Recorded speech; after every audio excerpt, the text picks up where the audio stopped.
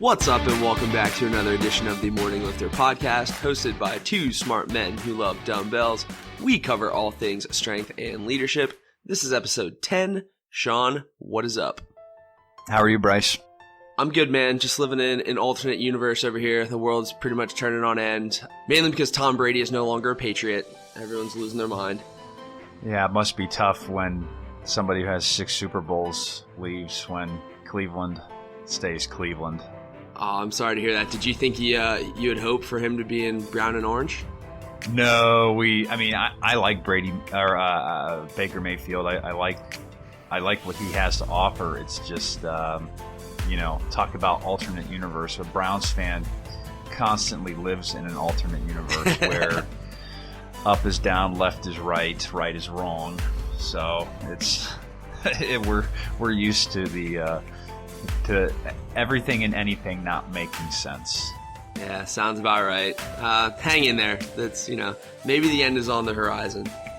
Maybe, but I don't think so. Yeah, we'll see. So we're back after another long break. As you listeners may imagine, there's a bit of craziness going on in the world right now. We had to, take a week or two extra off before regrouping, but we're back. We're going to throw out another episode today, see what we can do. So, obviously we want to touch on the Arnold Classic, some of the huge lifts there, what you can do during the social distancing life, and then life lessons that you can learn from the gym. So, first and foremost, Shawn, what is the latest update on the Morning Lifter flags? It's a great question. Thank you. The flags we're shipping from the probably least favorite country in the world right now, China. So with the coronavirus being as it is, it looks like shipping is up in the air.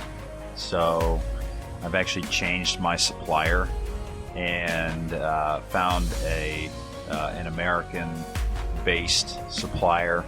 And I'm going from flags to banners, vinyl banners, which will be just as good, if not probably better than the flags. So if that's something that you're interested in, you can still fully customize. They're a little bit smaller. They're 2.5 by 4 feet, not 2 by 5s, but it might be a little better for your space depending. So, but fully customizable. Let me know. Put it in the comments when you check out, and I'll send you a draft. We'll prove it and send it on its way. Yeah, sounds good. Just one of those things, like you said, life got in the way with this one. Right. Apologize for a global pandemic. Nothing we can really do about that. I know I am personally still waiting on mine, and I had the first order. It's held up waiting to be received at a USPS packaging facility according to the shipping directions that I have. That's everyone. I've got one that's waiting, and I have 2 other people that are waiting, so I appreciate the patience, and one day I'm sure we'll receive them. But yeah. in the meantime, like you said, there's not much. That kind of stuff was out of our control. I've reached out to the company but haven't heard anything yet. So yeah, that's not super surprising. So anyway, the last episode we recorded was before the Arnold Classic that you were planning to attend. Yes. Obviously, the expo portion did not happen due to the events taking place in the country and the world. They did still have the powerlifting competitions and the strength competitions, but they were closed-door meets and events. A lot of the vendors that were going to go to the expo portion still honored some of the deals and stuff that they had online. Were you able to pick up anything, or did you grab anything, or what's the status of your home gym at this point, I guess is the question. Yeah, the whole one of the main goals for me going down to the Arnold was to be able to network, push the brand a little bit more, and just actually have a chance to meet some of the people I've interacted with online. I was slated to go talk to Power Block, slated to go talk to Zach Mars of the Mars Bar, and was going to go talk to Stan Efferding. I had just dropped an interview he had done with us earlier in the year, so there was a lot of really good opportunities to go and kind of pick the brains of some of these elite people of strength. But it got canceled. Mike DeWine, the governor of Ohio. In hindsight, it's probably the best call. But selfishly, I was disappointed, like everyone else was. And I don't even think at that time we'd understood really what the coronavirus was doing. Right, that was kind of early on. It was, and that was a pretty drastic decision. I follow the advice, and I like what Walter Bond has to say. Don't watch the news. I don't like the news because all they do is breed fear. So I don't like it because they're in my opinion too, they've shown enough that you can't get factual based information anymore, which is really unfortunate. So it's hard to find true information, I think, because things are so easily misrepresented or misstated, and things can get blown out of proportion very, very quickly in the race to get information first. So it's really hard to find, valid data, I guess. So I don't follow the news, but ended up finding out it got canceled. So I'd contacted some people, but pretty much all of the companies, it seemed like, were still honoring because they were out of luck too. I mean, think about all of the equipment, all of the materials and supplies that were shipped. I had a chance to speak to the director of sales at Power Block. His name's Jay Vollmer, so I got to give Jay a shout out. I had a chance to talk with him. He was going to be down there representing Power Block, and when I had spoken to him, he's like, "Yeah, all our stuff just got there, and it's already canceled." And it's like, tough. Wow, you pay all that money, to send it all down, and now what do you do with it? You got to ship it all back. So, but they were, he had told me they were going to have a big sale, and now they're blowing up now with the way things are going. So I guess it kind of worked out for the companies. I guess in a weird sort of way, the money that they lost, probably Arnold, they probably made up at least fivefold, I would have to say, because everybody's sold out of stuff now. Right, absolutely. But he ended up shipping me a kettlebell, one of their kettlebells. It was an all black pro commercial series kettlebell. Just the handle. I used it today. It's sweet. And I actually ordered the other one to have the pair. So I got to give Jay a shout out and thanks for that. I can't wait to use it a little bit more so I can get a review on it. But it is pretty sweet. So Power Block's got some really neat stuff out. I love their commercial series Power Blocks. They look incredible. One day I'll probably end up getting those, but ended up ordering a Mars bar too. There was a slight discount, but I got killed on shipping. That's where I really got hurt, because I was just going to buy the bar there and drive it home. Right, absolutely. So when you have to ship a oblong 65 pound bar, that's going to cost some money to ship. So but it all works out. Everything works out the way it should. But it was a bummer, just an absolute bummer, because I had planned for an entire year for that. So selfishly, it was a huge letdown and disappointment. But for the sake of the health of everybody else, that it was the right call to make. Right, absolutely. One of those things, looking back, I know at the time you and I were talking about it, was like, maybe this might be a little bit of an overreaction. Looking back, it was obviously the right decision. So yeah, I agree. Like I said, there were still some of the strength events and the competitions that took place. I have some lifts here that I just want to highlight, some records that were broken, stuff like that. First and foremost, Julius Maddox out of the gate, Mr. Irregular Strength on Instagram. Raw bench press, all-time world record, 770 pounds. That was incredible. Absolutely insane, and it moved like an opener. I believe he went 760 earlier this year in his previous meet, like a couple months ago, maybe a month or two ago. But 770, all-time world record. Shouts to Julius. Andrea Thompson in the Rogue Record Breakers Elephant Bar Deadlift max out competition, 621 pounds. I believe that is an Elephant Bar world record. To Miss Andrea Thompson.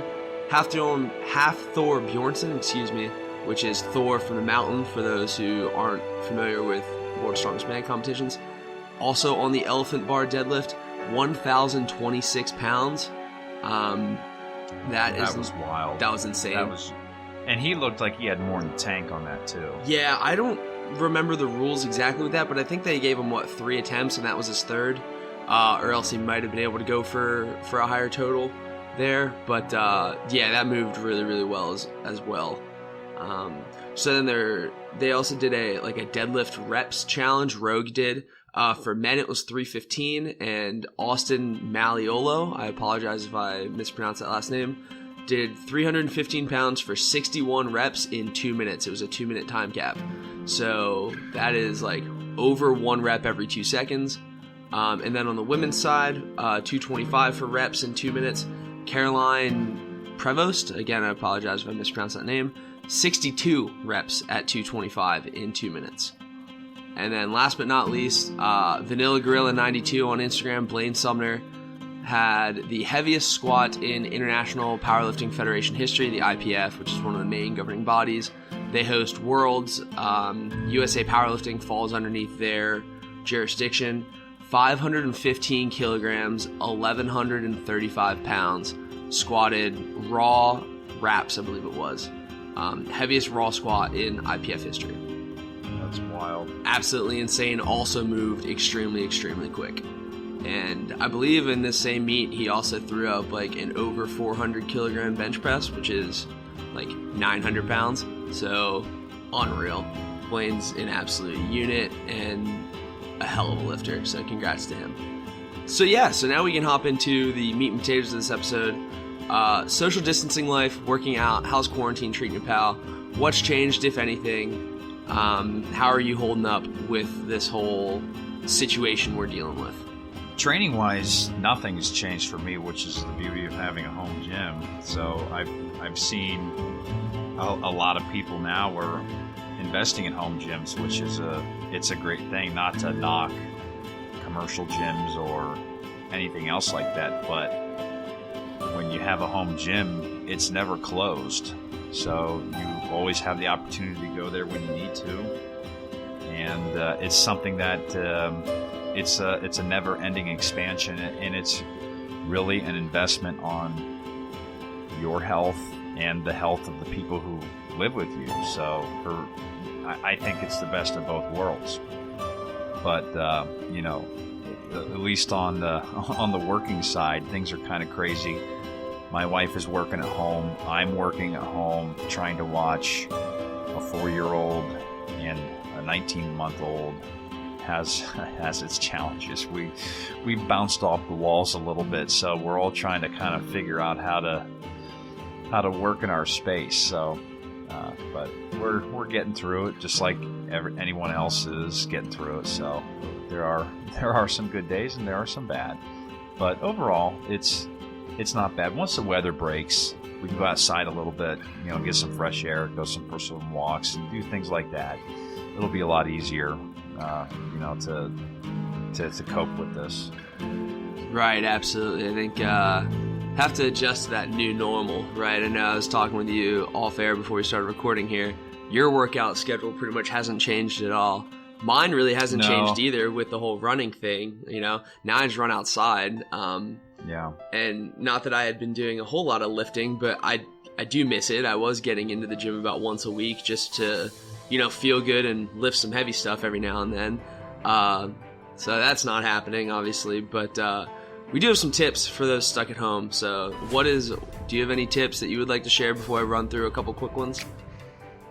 I think if you don't have a home gym, and I've seen a lot of people be very very creative. I've seen furniture lifting. I've seen people do cinder block stuff. It's all about finding heavy stuff to pick up and put down. I mean, that's really, I think, strength training, resistance training at its core. Find something heavy, pick it up, and put it down, and do it for reps. Yeah, I don't remember who it was, but I saw some guy was leg pressing his couch. He lifted up one end, and was laying on the floor and put his feet under it and was leg pressing his couch. Yeah. I would just throw out the idea that nobody is too strong to perform quality body weight exercises, push-ups and planks and air squats, maybe throwing some burpees, etc. And if you feel like you are too strong to do them, add bands or time under tension. You'd be surprised how hard it is to do a set of 10 push-ups when you're doing 7-second descends. You get to the point of where you're shaking, stuff like that. So I would implore you to get creative with how you're performing the reps too if you don't have cinder blocks or heavy items or whatever. And on the flip side of that would be, I found recently in the past 3 months that running is really, really difficult no matter how strong you are. So maybe you take this opportunity to try something new, right? So if you were powerlifting, maybe you try something else. Or if you were doing something else, you maybe try and switch gears a little bit, right? Due to lack of equipment or lack of availability.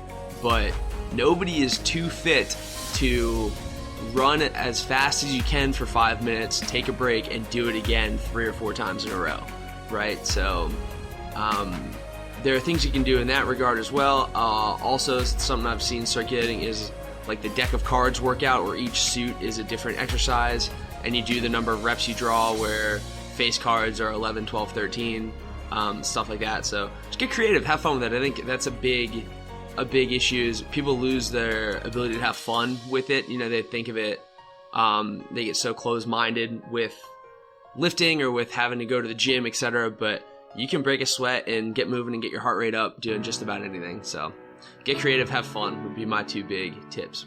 Yeah. Well, and to add on that, you're seeing the push-up challenges are making their way across social media too right now. So it's just people are coming up with fun ways to get others involved, and I guess just feeling good about it and keeping people motivated. The other thing too, it's really easy to let your diet go to hell. Yep. When you're bored, you might just eat.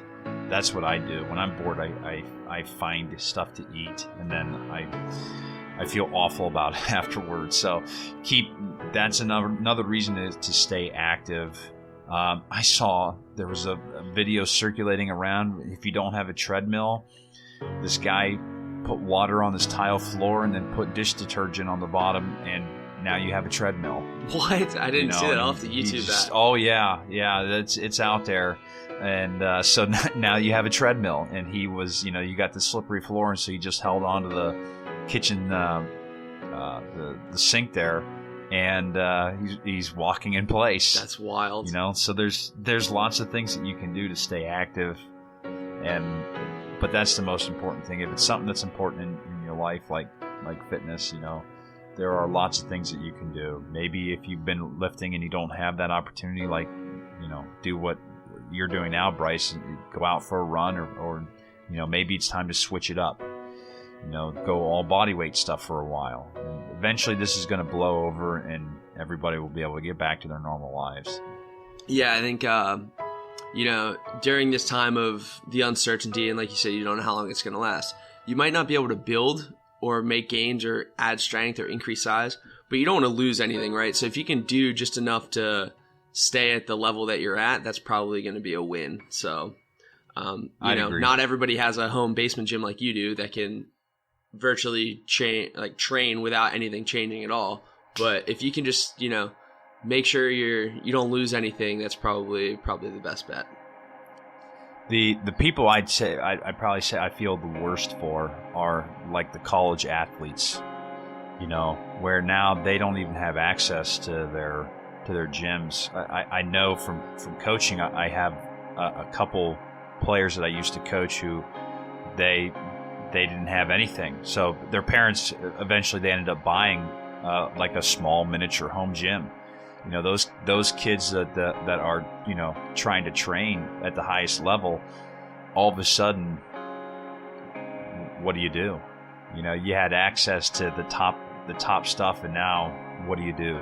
So, but there's a lot of people out there too. Like like we've talked about, Bryce. These are interesting times, and we're seeing a lot of people come together to help one another right now. So it's a really good thing to see out of such a struggle, and it's not like this is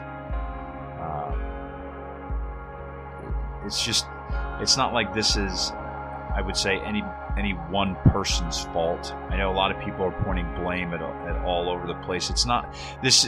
Here's what I mean by that. This is different than the mortgage crisis of 2008. You know, this is it's different than right. that, at least in my opinion. You know, and it's something that a lot of people really didn't see coming, or like what you and I had thought, like.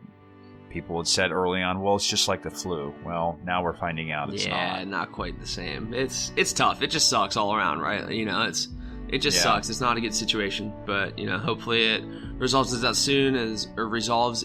soon, and you know, people take the social distancing thing seriously, so it can blow over in the next couple weeks or so. So, okay, moving into the meat and potatoes of this episode, which I think I already said. Whoops. Life lessons learned from the gym. So we're going to play a little word association here, Shawn. I'm going to say, you know, a 1 or 2 word kind of primer, and then I want to hear your thoughts on how working out and fitness and being in the gym atmosphere has helped build, you know, these sort of qualities in you as an athlete, maybe as a coach, etc. I'm going to give you 2 minutes for each one, so we don't create a 2-hour episode here.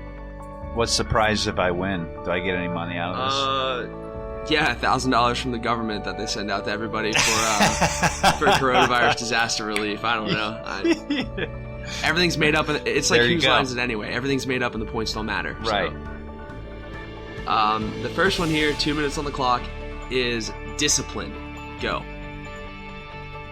Okay, doing the things that you don't want to do, and that could be anything in life, or that could be, for a lot of people, leg day. It's doing the lift when you know you got to do it. For me, that's where discipline has really, really helped, is getting up in the morning when you don't want to, but knowing that you have something that you need to get done, and you go in and you do it. And that's where discipline, especially in the weight room, has really, really helped me, because I always feel good, even if you feel like crap when you're done. You always feel good about it, and then you can reflect on it, and you say to yourself, man, I'm so glad I ended up doing that. And when you do it once, then you can do it a second time, and then you can do it a third time, and then it becomes a habit, and then that habit becomes ingrained, and then that ingrained habit turns into a lifestyle. And it can really, really take you a long way if you just buy into that. That's it for me on discipline. That only took 1 minute and 50 seconds. I would agree. Discipline, I think, for me, can be wrapped up in doing the things you should do instead of doing the things that you want to do. So you know you should do something even if you don't necessarily want to. It'll make you better. It'll make you feel better. It's definitely huge. Okay, number 2, time management or planning. Go. That one is, I think, a little bit more difficult in the gym, at least the planning piece. I'm a firm believer that if you don't have a plan, and I know some people they go into the gym and they're just like, well, I know what I'm going to do, and that's it. But for me, I've always written out what I'm going to accomplish. And so I'm a big, like, goal-oriented, this is what I need to do today. So for me, planning is always really, really important. Time management was something that I learned more through football, of understanding where you need to be, when you need to be there, and doing what you're supposed to do, when you're supposed to do it. So time management was something that I understood more as a student athlete, because it made me focus my time a little bit more. And then it helped into my lifestyle with working out, getting up early in the morning, understanding that if I want to hang out and do stuff with my family later on in the day, well, then I need to get up earlier in the morning to get my workout in.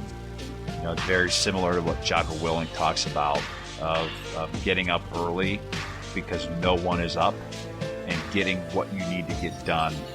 Discipline equals freedom, right? So then that gives you the time to do the other things that you need to get done. So I intertwined all three. Yeah, that was good. I'm glad you tied in the time management. I think Coach Ben Bergeron, who's an elite level CrossFit coach, talks about this a little bit.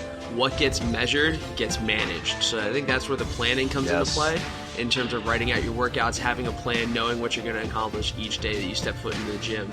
The time management, I'm glad you touched on, is how you work out at 4 o'clock in the morning or whatever ungodly hour it is, in order to be able to still do all the things that you want to do in the day, knowing that you should exercise and lift and that it's good for you. You know, kind of rearranging your schedule in order to do everything and have all the pieces of the puzzle fit together like that would be an integral part of time management.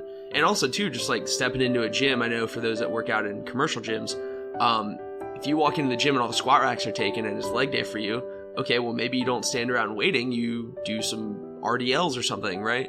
So time management in that regard too. Yeah, I remember going through that as well at the commercial gyms, and while it was frustrating, it gave you the ability to adapt. So you know, be adaptable, be changeable.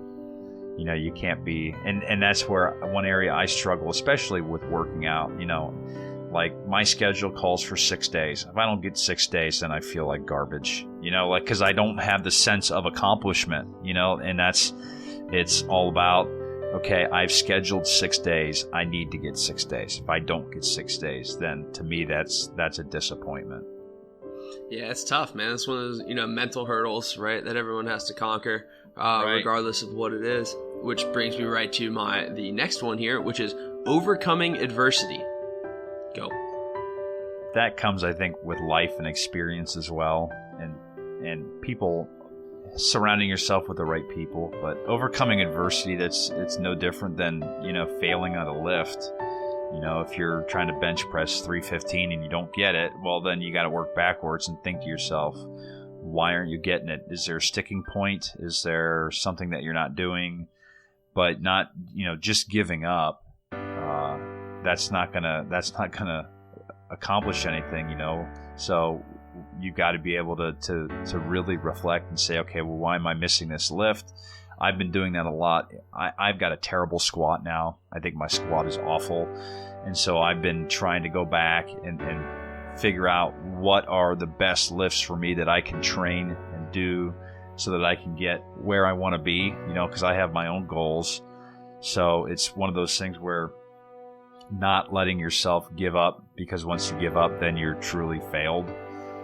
But if you keep finding ways to push through it, eventually it'll happen for you. It's just one of those things that you have to have, again, going back to the beginning, discipline, and then you've got to manage your time correctly. And when you do all of those things, then you'll be able to overcome it. But I wrote an article not long ago that talked about what are you going to do when your crisis comes, which is ironically now for a lot of people. It's a crisis now for a lot of people.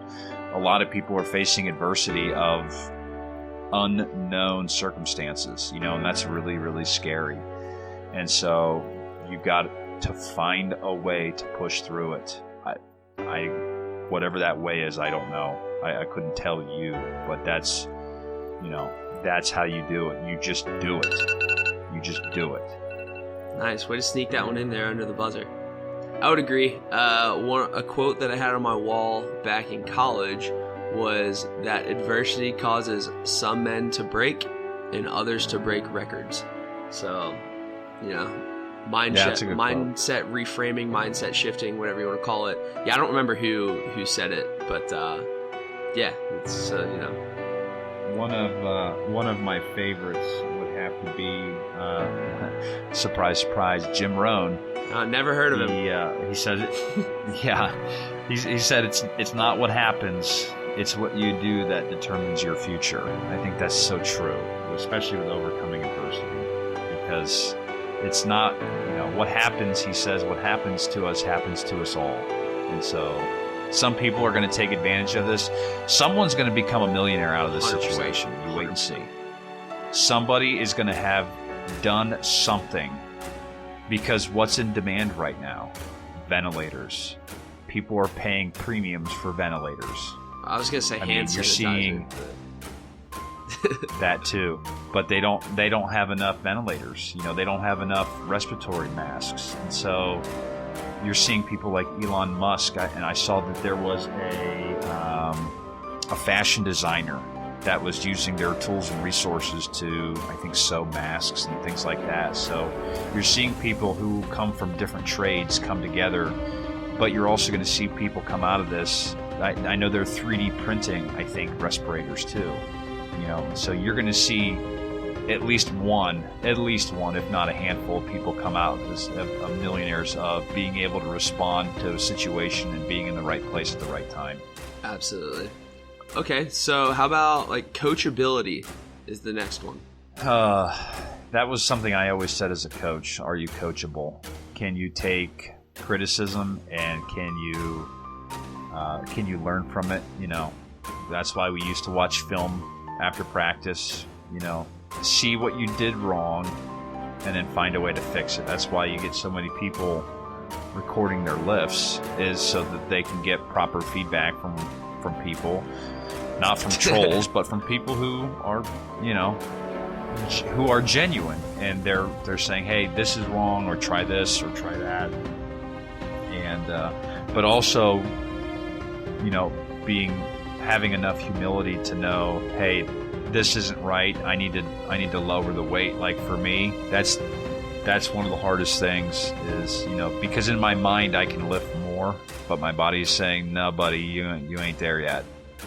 So, that's one of the things for me. It's really been, it's a humbling experience to know, to do what you can do, but to, maybe do 10 pounds more next week, do 5 pounds more the next week, and taking the lessons that other people are giving you, the advice, and saying, hey, try this, and then you actually try it. If it works, great, So be a student, and then decide whether or not the advice is right. Yeah, that was good. You tied in like two of the other ones that I had here in humility and humbleness, but in regards to coachability, I mean, that directly translates into almost every job and career out there. I can relate this back personally to my experience. My first like legit job interview when I was in grad school for working in a microbiology lab, one of the questions I got asked in the interview was, how do you handle constructive criticism? And my answer was, I've been an athlete my entire life. I've been exposed to constructive criticism my entire life via coaching. And it's trying to make you better, right? Like there's nothing wrong with that, right? Like I want to be the best that I can be. I want the people that are around me to want me to be the best that I can be. So if that takes constructive criticism, coaching, whatever you want to call it, then so be it. If that's what it takes, that's what it takes, right? So I think that the coachability aspect is huge in regards to its overlap with success in the real world. Patience and consistency. That's something that we had talked about in a previous episode, was being consistently persistent or persistently consistent. You can really put it either way. But, if you want to get good at deadlift, then you need to deadlift. If you want to get good at squats, then you need to squat. And one thing that I like about the West Side Barbell method is not only do they squat, but they also then target what your weaknesses are, and then they hammer those out. And then that's going to help bring up your weak points, and that's going to make you stronger at the overall lift. And so you might not hit it today, but maybe you'll hit it in 2 weeks. Maybe you'll hit it in 3 weeks. And that's where you have to understand, like, strength conditioning or strength training is not, anybody who's done it long enough knows that it's not an overnight thing. And I heard Simon Sinek talk about this, right? And he used it with he was using the analogy of losing weight to the analogy of, or the comparison of, like, falling in love, right? And the idea is, you don't just go on a date with somebody and say, oh, well, I'm in love. And but after, if you've been dating someone, he says, if you've been dating someone for 7 years and someone asks, well, are you guys married? And you say no, then they might say, well, what's wrong? Is there something wrong? And so his theory is that it takes longer than 7 days and less than 7 years, but you don't know when all of a sudden it's just there, right? And so when I lost all of my weight, I didn't lose 90 pounds in 7 days. I lost it in 7 months, and so that was something of understanding. That's where it goes back to having the goals, time management, and planning. And you got to look at the long phase, even though I know I'm going over the time. But that's where, too, doing the same thing over and over again every single day, the consistency, but knowing that the results aren't going to be immediate. Yeah, you're absolutely right. To circle back to an earlier point in this episode, I don't think Julius Maddox bench pressed 770 pounds after a week of training. I don't think Thor deadlifted 1,026 pounds after a week of training. And in the same token, on a more personal level, I know when I was swimming competitively in college and stuff, we trained all year just for the chance to taper down at championships for one weekend. Right? So you knew you had to go in and put the work in every day, and that your regular season meets might not be your best because you're tired from training, but it's all going to be worth it when you taper down the last 2-3 weeks of a season in order to peak for championships. So, trust the process, all that stuff, etc. We already did kind of handling failure tied in with overcoming adversity. So the last one I have here is confidence. If you don't have confidence in what you're doing, then it's never going to work. And having confidence is something that, for some people, it might take a long time.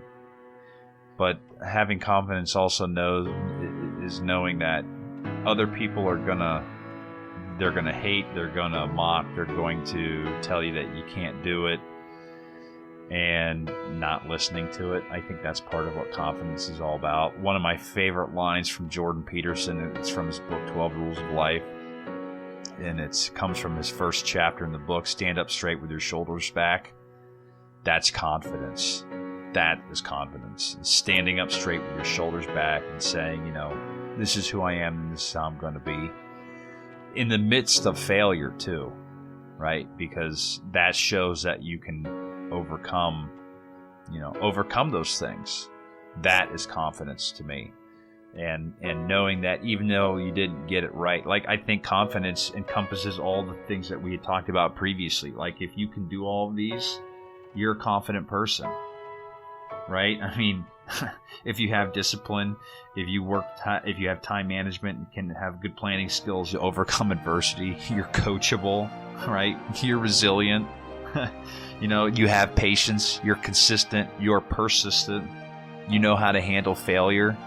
That's confidence. All of that is a descriptor of confidence. Knowing that you're going to have all of those things hit you at some point in time, and being able to get through it, that's confidence. Stand up straight with your shoulders back and be a badass. And do you think that, I'm going to stop the timer here, I have a follow-up question. Do you think that lifting weights, exercising, the health and fitness lifestyle helps to increase confidence? Do you think you are as confident as you are as a person because of your weight loss journey and what you've gone through? Oh, without a doubt. Yeah. Because it shows you what you're capable of doing as an individual. Good, thank you. That's where I wanted you to go with that. I was trying to get that answer out of you. Yeah, it shows you, because it's so much more than just so much more than just fitness, but the fitness pieces has really opened up a lot of potential, and for some people that they're just starting, but for other people. For some people, they lift and they lift and they lift, and it's just never, ever good enough. And that's where some people will teeter back and forth, But I'm confident enough in myself to know that I don't need to squat 600 pounds. It would be nice. Sure would. Am I ever going to get there? I don't know. But right now, I'm just trying to do the best that I can today. Tomorrow, I'm going to do the best that I can tomorrow. And then I go from there, and so that's where I'm at, and I'm confident in knowing that.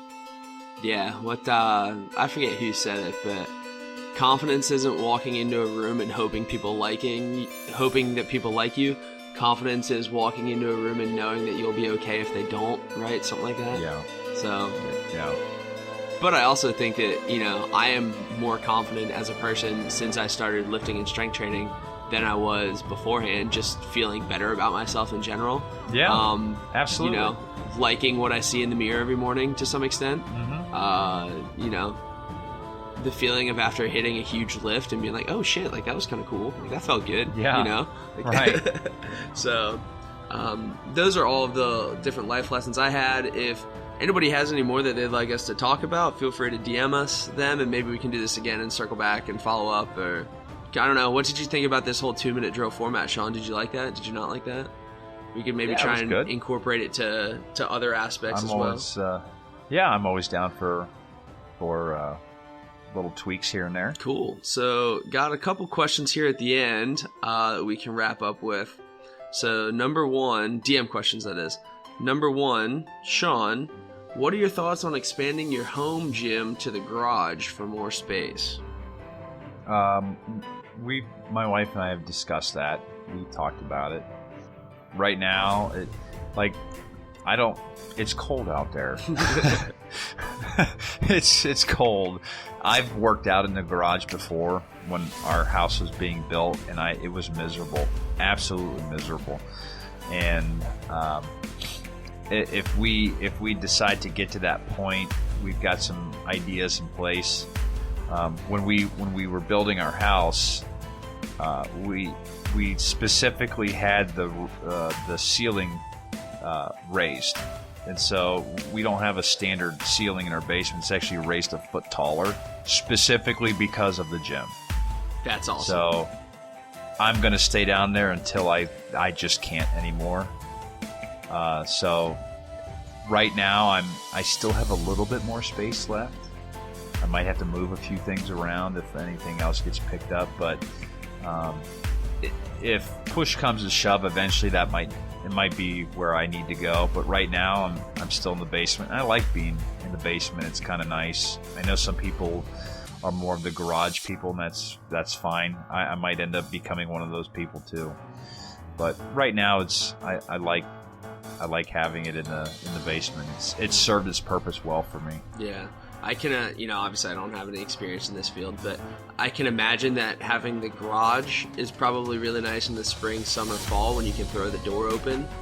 Yeah. In the winter, it probably sucks a lot more because, like you said, it's cold. So it's very cold. Yeah. All right. Question number 2. We talked about this one before. I think this was actually on the very first episode, but as time changes, answers can change too. So what motivates you guys to work out? And I think this is a big, overarching theme here that we can continue to circle back to as we continue to record and grow as people when the podcast grows and stuff like that. So you can hit this one first. Okay. So my lifting journey or strength and conditioning journey started, with the purpose of I was an athlete. We had strength and conditioning workouts, stuff like that. So what motivated me was to be a better athlete originally, right? Wanted to get bigger, faster, stronger, more flexible, all the above. After my athletic career ended, what motivated me was not getting really fat. And I kind of gravitated towards strength training because seeing powerlifters in the gym I was working at or like on Instagram or social media lifting more than just any other person was really, really cool to me. And I thought, oh, that would be cool. And I realized you didn't have to do any cardio. And that was really appealing to me. So I gravitated towards strength training in that regard. Obviously, time changes. Now I'm doing this whole running thing. What motivated me for that was something that I've never done before, get comfortable being uncomfortable.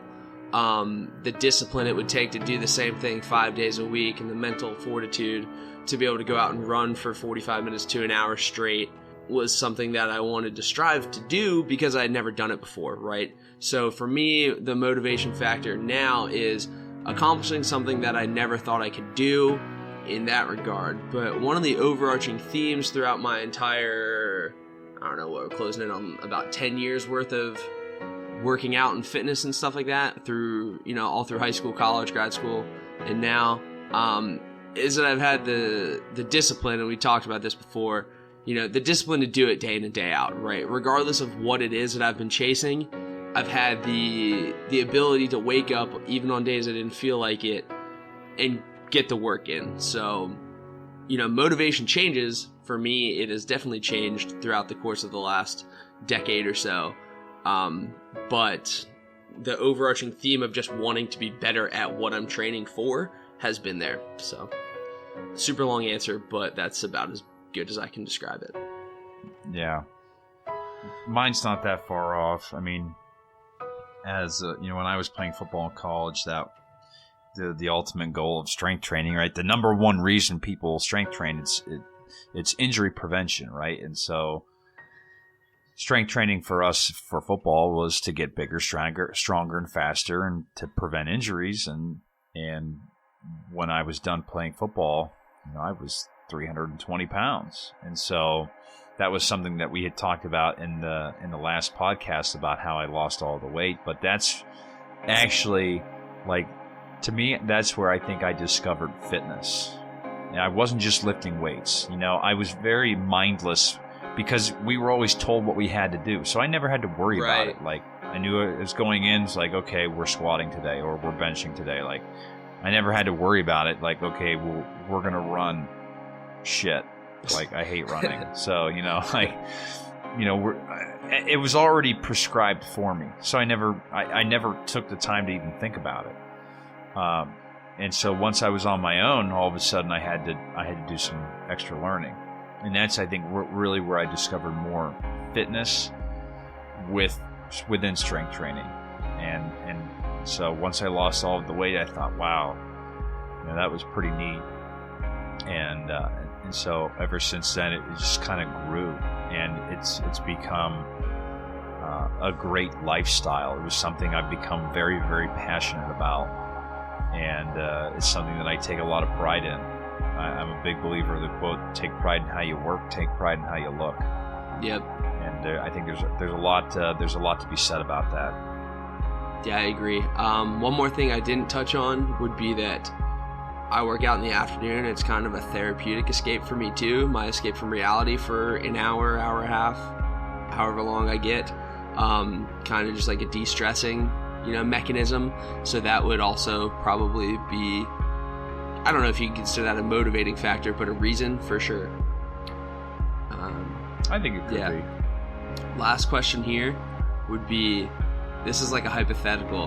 Who would win in a deadlift squat matchup? Shawn, you have to deadlift Bryce's body weight for reps, and Bryce, you have to squat Shawn's body weight for reps. Yeah, that's tough. I think you'd end up winning because you're like a foot shorter than me. Yeah, but your body weight's heavier than mine. Maybe, but not by much. Well, what are you at right now? I know I was 229 on Friday morning, so it's Sunday, so 230, we'll round it off. I don't know. I haven't weighed myself in like a month. Good. But I've been floating around 245, 250. Okay. I would assume I'm probably still right around that range. Okay. My pants all fit the same, so I haven't put on extra weight. So there you go. That's good. I would safely assume I haven't made the wrong type of coronavirus gains. I would say I'm probably right around 245, 250. This is tough, man. I don't know. But I don't know. It would really be interesting to say the least. 230, repping 230 on deadlift. I don't know. I could probably rep that out for a little while. That was the only thing I had to do. Yeah, and another wrench into this is that from the running, my strength has gone into the absolute shitter. So You at your peak would probably outperform me, I would say. Yeah, but if we had to do this tomorrow, you would torch me into next century. There's a chance. Yeah. There's a chance. We should try it sometime when gyms open back up and I have a place I can squat at. All right, maybe we'll do a virtual one. All right, and we'll find out who's got the better of it. I know for reference, I only remember this because I did it once. I squatted 225 for reps once. And it was back in November of 2017. Now I had just started figuring out what I was doing in the gym at that point, in terms of strength training, and I was doing it just for kicks and giggles. No belt, no sleeves, no squat shoes. I was in sneakers, It was about as raw as can be. I did 225 for 25 reps after a 5x5 with like a heavier weight. So I'd like to think I could probably do 250 for maybe 20 to 25 reps at this point. Maybe not. So, but you could deadlift 225, 230 forever, I feel like. So I think I could probably get. I wouldn't be able to tell you the number, but I think I could surpass that. Yeah. We're gonna make this happen. When gyms open back up, we're doing this. Or you you get stir crazy and you buy a barbell and put it in your apartment. Maybe, I don't know. You get the pounding from the floor beneath you if the weight doesn't fall through the floor. Yeah. Oh boy. We'll see. We'll test it out. But that's all I have for today's episode, pal. Do you have any closing remarks? Keep your social distance right now. I mean, I don't want to stay inside. You know, everybody has to do their part right now. So we all gotta find a way to get through it. Let's do it together and get it done. Yeah, I would, in addition to that, obviously that's a huge part of it too, but another one would just be that everyone's dealing with some shit right now, obviously, so, like, try to be nice to people. You know, everyone's, anxiety might be a little higher, stress might be a little higher because of all this, so, just be cognizant of that, be mindful of that, try to be nice to people. That would be the only additional piece I have to add to the social distancing thing. Yeah, what's the simple term? Don't be a dick. Yeah, there you go. Okay, until next time, guys, keep it strong, keep it safe, be your best you, and just be better. See ya.